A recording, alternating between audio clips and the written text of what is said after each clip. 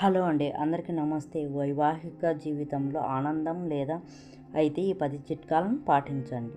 బలమైన వైవాహిక సంబంధాల కోసం 10 వాస్తు చిట్కాలు. 1. భార్యాభర్తల మధ్య పగ ఉంటే అది వారి పడుకునే దిక్కు వల్ల కావచ్చు.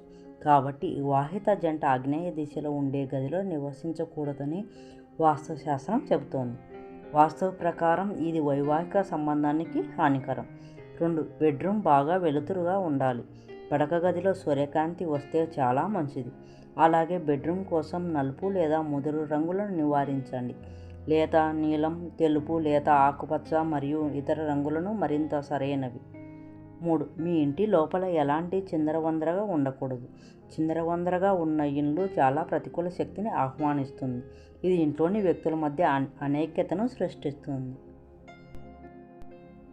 4. వివాహిత జంటలు కలిసి ఎక్కువ సమయం గడపాలి. నిద్రపోయేటప్పుడు మీ గదిని ఎప్పుడూ చీకటిగా ఉంచడం మానుకోండి.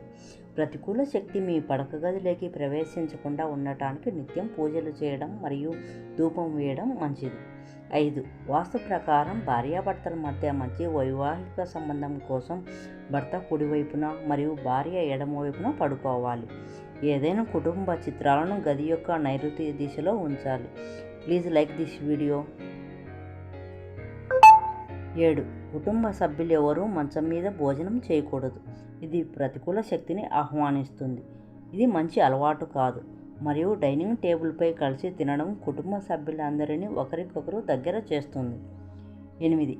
మీ ఇంటి గోడలపై ఏమైనా పగుళ్ళు ఉంటే వీలైనంత త్వరగా వాటిని సరిచేయండి. గోడల పగుళ్ళు తోబుట్టువుల మధ్య కమ్యూనికేషన్ సమస్యలకు దారితీస్తాయి. 9. ఇంట్లో చాలా మొక్కలు ఉండటం వల్ల చాలా పాజిటివ్ ఎనర్జీ వస్తుంది. ఈ సంబంధాలు మరియు కుటుంబ బంధాలు శ్రేయస్సు కోసం చాలా మంచివి. ఇంటి ఉత్తర దిశలో పచ్చని చెట్లను, మొక్కలను నాటడానికి శుభప్రదం. ఇది కుటుంబంలో విశ్వాసం మరియు ప్రేమను పెంపొందించడానికి సహాయపడుతుంది. 10. మీ గదిలో అద్దం ఉంటే పడుకునేటప్పుడు భర్తకి కానీ భార్యకి కానీ కనిపించని విధంగా ఉంచాలి. మీరు నిద్రపోతున్నప్పుడు అద్దం మీకు ఎదురుగా ఉండటం మీ సంబంధానికి మంచిది కాదు. అద్దం యొక్క స్థానాన్ని మార్చడం సాధ్యం కాకపోతే మీరు నిద్రిస్తున్నప్పుడు అద్దాన్ని గుడ్డతో కప్పండి.